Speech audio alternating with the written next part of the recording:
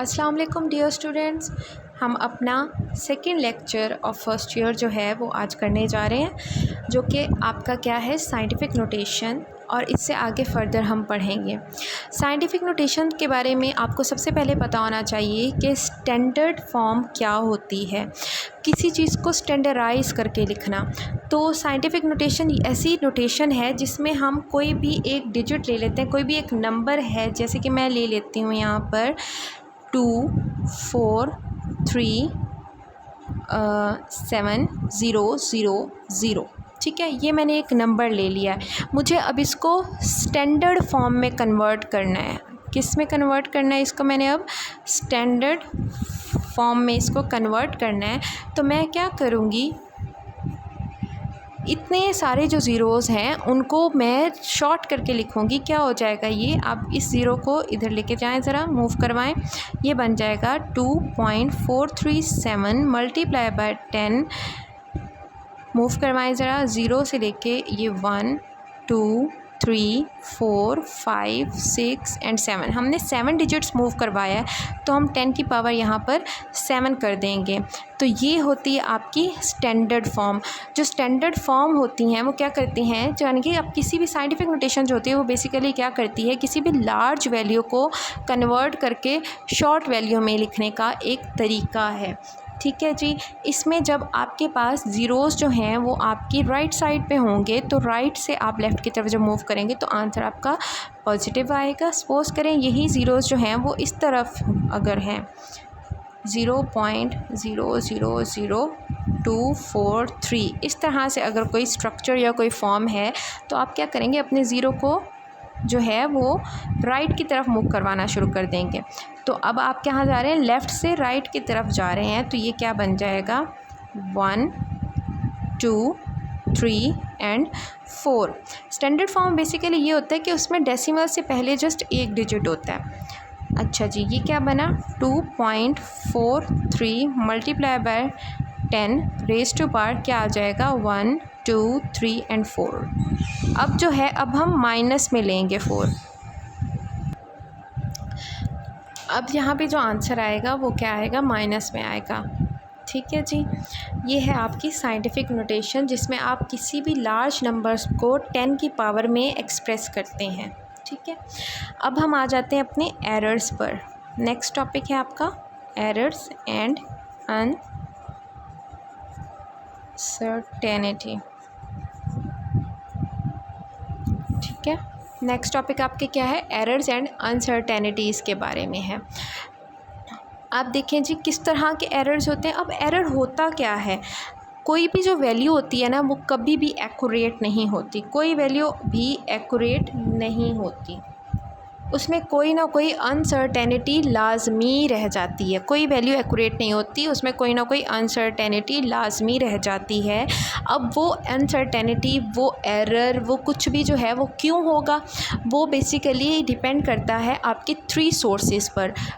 वो एरर, वो अनसर्टेनिटी जो है वो 3 टाइप की हो सकती है। पहली अनसर्टेनिटी क्या होगी? नेग्लिजेंस की वजह से, यानी कि आप कोई चीज़ मेजर कर रहे हो लेकिन आप बिल्कुल भी ध्यान से उस चीज़ को मेजर नहीं कर रहे, आपका माइंड उस चीज़ को जो है उस चीज़ पे फोकस्ड नहीं है, आप इनएक्सपीरियंस हो। तो एक पहली अनसर्टेनिटी तो इस वजह से हो सकती है। सेकेंडली, आपका फॉल्टी इंस्ट्रूमेंट, कि जो आप चीज़ यूज़ कर रहे हो, जो इंस्ट्रूमेंट यूज़ कर रहे हो चीज़ों को मेजर करने के लिए, वो जो है वो एक्यूरेट नहीं है, वो फॉल्टी है, पुराना है, उसमें मतलब बिल्कुल to the point, up to mark नहीं है, अपडेटेड नहीं है। ठीक है जी। थर्ड वाला जो आता है वो क्या कहते हैं? इनएप्रोप्रिएट मेथड और टेक्निक्स, यानी कि आपको जो है वो उस चीज़ को हैंडल करने की आपको उसको टेक्निक्स नहीं आ रही। ठीक है, तो ये 3 बेसिक रीज़न्स होते हैं जिनकी वजह से किसी भी मेजरमेंट में आप कह सकते हैं कि अनसर्टेनिटी आ सकती है। 2 तरह के एरर्स होते हैं, यानी कि हम कह सकते हैं टाइप्स ऑफ एरर क्या होते हैं? 2 तरह के होते हैं। कौन कौन सा? एक होता है रैंडम, और दूसरा क्या होता है? सिस्टमेटिक। एक होता है रैंडम और दूसरा क्या होता है, सिस्टमैटिक एरर। ठीक है जी। रैंडम आपको नाम से भी पता चल रहा है कि अनयूजुअल एरर,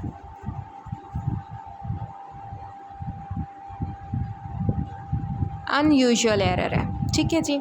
या फिर हम इसे कह सकते हैं कि जिसका मतलब जो कि जिसका कॉज हमें नहीं पता। ठीक है। अच्छा जी, किसी भी अननोन सोर्स की वजह से कह सकते हैं कि जो एरर हम फेस करते हैं। सिस्टमैटिक एरर क्या होता है, किसी सिस्टम के थ्रू, यानी कि जो आप इंस्ट्रूमेंट यूज़ कर रहे हो उस वजह की वजह से, उस इंस्ट्रूमेंट की वजह से, दैट इंस्ट्रूमेंट, अगर उस इंस्ट्रूमेंट में कोई इश्यू आ रहा है तो वो आपका क्या कहलाएगा, सिस्टमैटिक एरर कहलाएगा। ठीक है जी। अब रैंडम एरर का कॉज क्या है, अननोन कॉज है, we don't know. Systematic error का कॉज क्या है, वो उसका क्या कह रहे हैं कि कोई इंस्ट्रूमेंट आपका फॉल्टी इंस्ट्रूमेंट है तो वो उस वजह से आपका एरर हो सकता है। अब क्या कहते हैं, रैंडमली जो एरर वो होता है उसमें तो आपको सॉल्व कर सकते हैं आप उस एरर को, लेकिन किस तरह से, रिपीटेड रीडिंग से, मतलब बार बार आप उसकी रीडिंग्स लेकर आप उस एरर को जो है वो सॉल्व कर सकते हैं। जो सिस्टम की वजह से एरर होता है वो बेसिकली जो है वो रिड्यूस किया जाता है आपके जो फॉल्टी इंस्ट्रूमेंट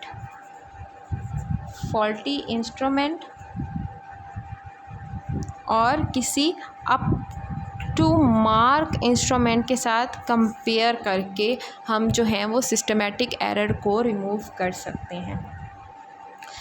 फिर आपके पास आ जाता है जी सिग्निफिकेंट फिगर क्या होती हैं। सिग्निफिकेंट फिगर्स क्या होती हैं, सिग्निफिकेंट क्या होता है कि कोई भी एक वैल्यू आप लिख देते हो, 18.23 इसमें, या फिर किसी छोटी वैल्यू की तरफ मूव करते हैं, आप लिख देते हो 1.35। ठीक है। इसका मतलब है ये जो 1 वाली वैल्यू है ये तो एक्यूरेट है, लेकिन ये जो पॉइंट के बाद है इसका मतलब है इन पे थोड़ा सा क्या है, आपको डाउटफुल है। ठीक है। तो किसी भी रीडिंग को करते वक्त जब कोई ऐसी वैल्यू आ जाए तो उसको कहते हैं कि वो फिर हम लोग सिग्निफिकेंट फिगर्स में उसको कन्वर्ट करते हैं। अब सिग्निफिकेंट फिगर्स का कॉन्सेप्ट या फिर उसकी डेफिनेशन हम देख लें तो पहली एक्यूरेट डिजिट होती है और the second first doubtful digit is known as significant figure. Significant figures का जो कॉन्सेप्ट है बेसिकली वो आप एक चीज़ से एक एग्जांपल के थ्रू समझ सकते हैं कि फॉर एग्जांपल एक किताब है, आपने एक स्टूडेंट को कहा है, स्टूडेंट 1 को कहा है कि इस किताब की लेंथ मेजर करें और उसने इसकी लेंथ मेजर किया है जो कि आ रही है 18 सेंटीमीटर। स्टूडेंट 2 कहता है कि इसकी लेंथ है 18.2 सेंटीमीटर एंड स्टूडेंट 3 भी मेजर इसको करता है और वो कहता है इसकी लेंथ है 18.25 सेंटीमीटर। तो अब क्या आ रहा है, इन तीनों के दरमियान क्या आ रहा है, टाई हो रहा है। मतलब हर की सबकी जो है रीडिंग जो है वो 18 तो कंफर्म आ रही है, लेकिन आगे जाकर डाउट आ रहा है, इसकी एक्यूरेट है, इसका जो है वो 0.2 का फ़र्क आ रहा है और इसका 0.25 का फ़र्क आ रहा है। तो मतलब तीनों की या तो इसमें इन ये जो कोई भी स्केल यूज़ कर रहे हैं या कोई मेजरिंग इंस्ट्रूमेंट यूज़ करते हैं या तो उसमें कोई फॉल्ट है या फिर जो है कि इनका अपना कोई रैंडम एरर है, इनकी अपनी नेग्लिजेंसी की वजह से ये आ रहा है। लेकिन हम इसमें क्या कह सकते हैं कि 18 हमारा कंफर्म है, मींस वो हमारा क्या है, एक्यूरेट है, और जो 2 है दोनों में सेम आ रहा है तो 2 हमारा क्या है, वो क्या है, डाउटफुल है। तो इसमें हमारी सिग्निफिकेंट फिगर क्या हो गई, वो 18.2 हो गई। ठीक है जी। यानी कि इसमें हमारी 3 सिग्निफिकेंट फिगर्स हो गई, 1, 8 एंड 2 हो गई। ठीक है। अब सिग्निफिकेंट फिगर्स को असाइन करने के भी रूल्स होते हैं। पहला रूल ऑफ डिजिट्स है, जितनी भी नॉन ज़ीरो डिजिट्स होती हैं 1, 2, 3, 4, 5, 6, 7, 8 and up to so on, ये तमाम की तमाम क्या होती हैं, सिग्निफिकेंट होती हैं। ठीक है। जितनी नॉन ज़ीरोस डिजिट्स होती हैं, लेकिन जो ज़ीरो की बात आती है तो ज़ीरो जो आपका लाइक करता है, ज़ीरो इज़ नॉट सिग्निफिकेंट, खाली जो ज़ीरो है इट इज़ नॉट सिग्निफिकेंट। ठीक है जी। और अगर हम बात करते हैं कि रूल्स ऑफ ज़ीरोज़ भी होते हैं अब, कि जो zero between two significant figure आ गया यानी कि 204, तो ये तो कंसीडर किया जाएगा सिग्निफिकेंट। और अगर आपका ज़ीरो जो है वो लेफ़्ट साइड पे आ जाता है, जो कि स्पेस देने के लिए होता है, जैसे 0.00204, तो ये वाले जो ज़ीरोज़ हैं ये सिग्निफिकेंट नहीं कंसीडर होंगे। लेकिन अगर ज़ीरो आपका राइट साइड पे आ जाता है 2040, तो ये क्या किया जाएगा, सिग्निफिकेंट कंसीडर किया जाएगा। ठीक है जी, ये तो है हमारे पास रूल्स ऑफ डिजिट्स। सेकंड आ जाता है multiplying and dividing rule. Multiplying और डिवाइडिंग रूल में आपके पास क्या होता है कि आपकी जितनी भी कोई भी नंबर जो आप मल्टीप्लाई या डिवाइड कर रहे हो वो प्रोडक्ट और क्वोशिएंट में इतना नहीं होना चाहिए जितना कि वो ख़ुद कंटेन करता है। फॉर एग्जांपल आपके पास 3.64 मल्टीप्लाई बाय 10⁴ है, तो इसमें जो एक्यूरेट नंबर्स हैं वो क्या हैं, सिग्निफिकेंट नंबर्स हैं वो क्या हैं, 3 हैं। नेक्स्ट वन आता है आपके पास एडिशन का। एडिशन रूल आता है आपके पास।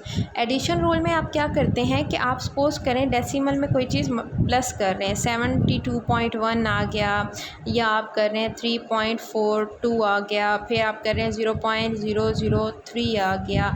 आपने इनको जो है सम अप किया,